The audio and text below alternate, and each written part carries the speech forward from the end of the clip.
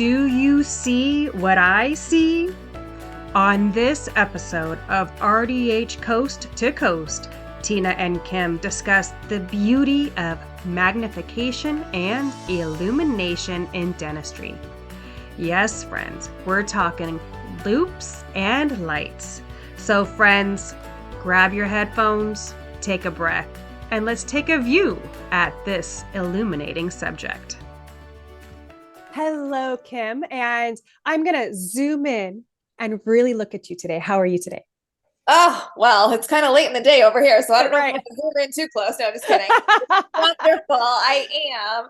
And on that topic of zooming in and looking closely at each other, I would love to pick your brain a little bit and get into the topic of loupes in dentistry, loupes for dental hygienists, and see your take on if you feel that it is an important piece for hygienists like you and I.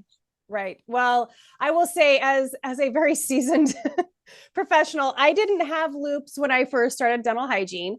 And when I first came out of started working, I didn't have them. And I'm getting around to the answer here, but I have to say, like, when I first started, my instructors were like, "Oh, don't get loupes. You're going to depend upon them and you're not going to be able to practice the way you should. Yeah. And it's like going to handicap you." Like that, those were all the words that they said. So when loupes first started coming around, like in the early 2000s, and I was like looking at possibly getting a pair of loupes, that was in the back of my head. And my doctor was even like, "Oh, I'll buy them for you." I'm like, "Oh, but I don't want to be a lesser hygienist. I don't want to be handicapped and be, bound down that if I don't ever have my loupes, I'll never be able to practice again." Like those were the thoughts that were going through my head.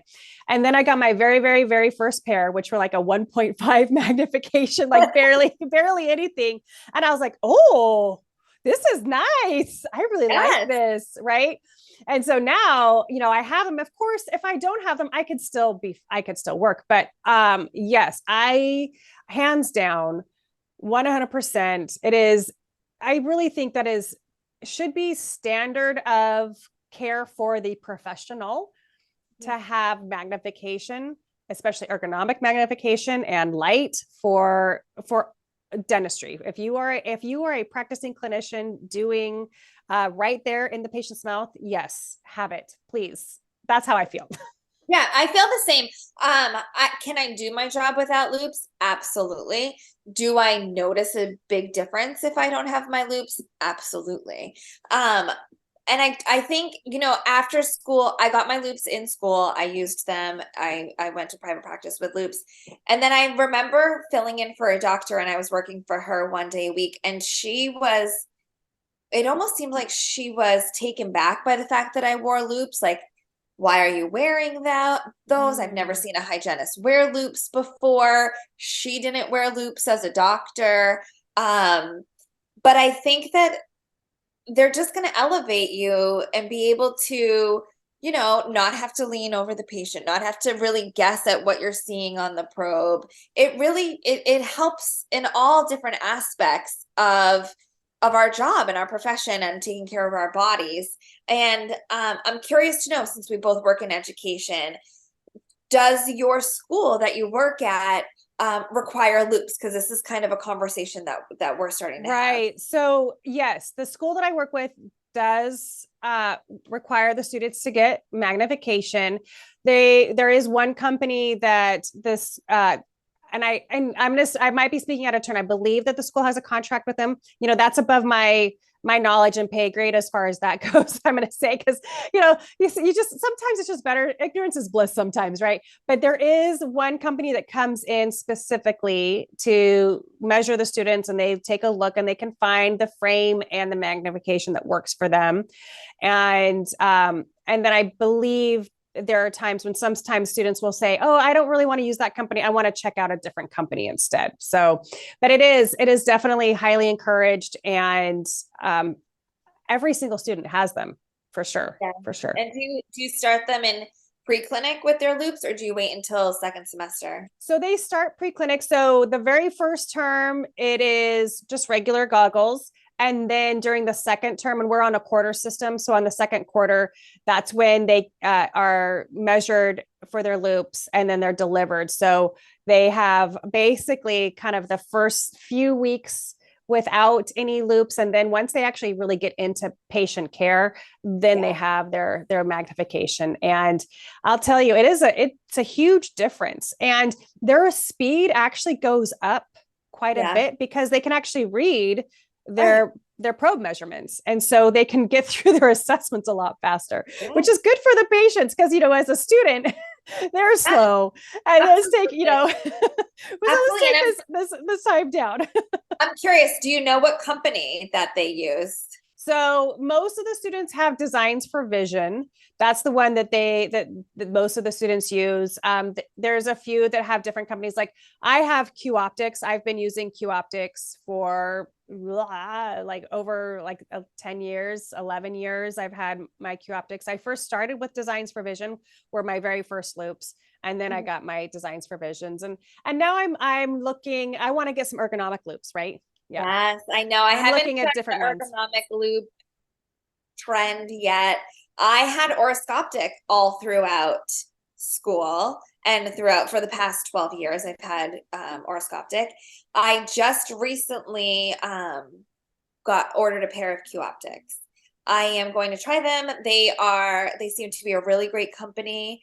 They are contracted with a lot of schools in our area and really would love to come to our school. So I figured before agreeing to that, I should try their product. So I'm excited to have those come in and give them a try because I haven't had any new loops ever, except my original pair. So I'm excited to see what they're like. Good. Now, since your loops, you said you had, this will be basically your second pair.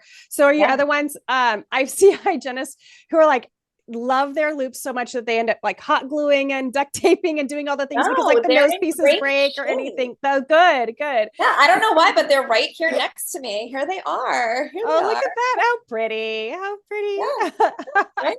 They're great. Yeah. They've served me very well. They have never broken. I have never had to have them serviced. They have really, held up. Well, you probably also take care of them really well.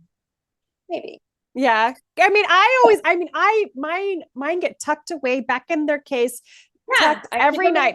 It doesn't, they never sit out over.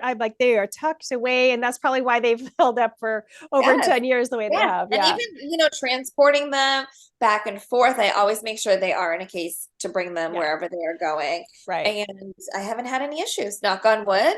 Knock on wood. So, I will say that I have had to replace my light because, it's a light bulb and it burns out. And good golly, my friend, that was horrible. I hated it so much. I'm having to reach up and move the light, You can't see anything. And then I was like, these lights are not bright enough. And I was like, I miss my light. And so from that moment, I was like, okay, so I could live without the magnification, but you're going to have to pry that light out of my dead cold hands. Yes. And recently I did switch to a cordless light. And I will say I love not having a cord, but it is not as bright as a corded light. Is it heavier on your head? It's not.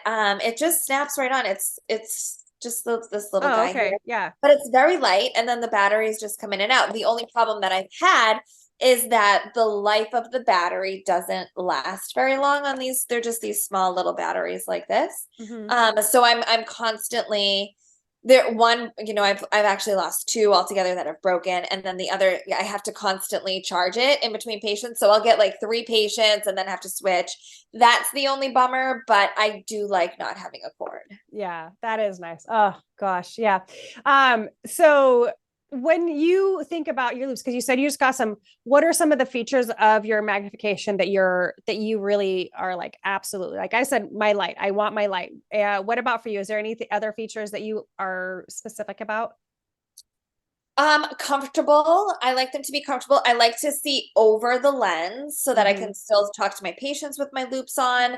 That's a big one for me. And especially with teaching too, if I have my loops on, I want to be able to look up at my student and look down.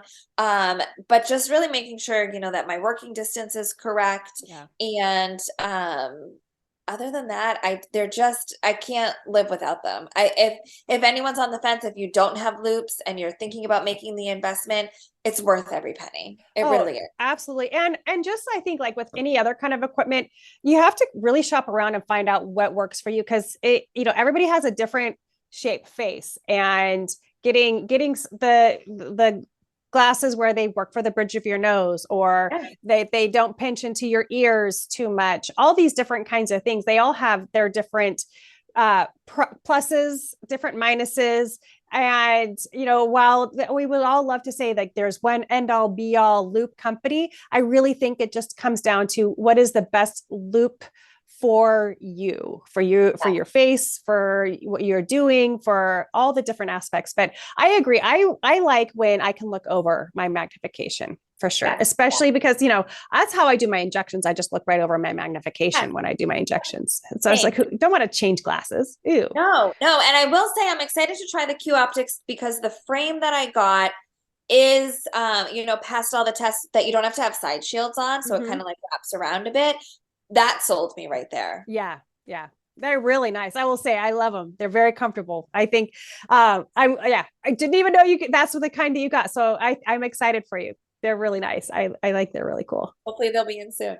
Well, yeah, you'll have to get a picture. Okay. Yes. And the other thing too, and I'm not trying to like plug Q Optics a lot, but they just recently came in and they do have a lot of interesting features. You can I don't wear glasses, but those that do, they let you just snap your prescription in as opposed to having to get your entire lenses changed, which is expensive. So if your prescription changes, you can just snap a new piece. Yeah. Isn't that cool? I had forgotten about that feature. Yeah, I totally forgot about that feature because I don't have them snap in like that. And I will say like customer service, that's another feature to be thinking about when you're looking at your loupes is, what's their track record with their customer service? And is there a rep that's close enough by that should you have issues that there's somebody there that can help you out, right?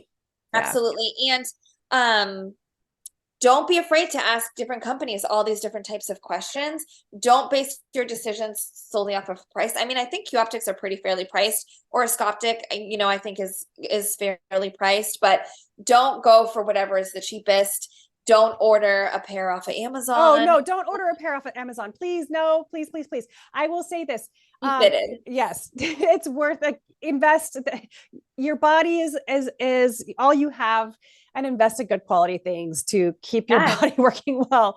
That is kind of it. Go back to one of those episodes where we talked about self-care. This is one of those things that you can do for yourself to care for yourself and avoid having all of the neck and back and all those issues. Like get some, pay the quality. It's really makes a huge difference for sure. Exactly. And I think that's kind of like my one takeaway for you for this episode is to invest in that and take care of it.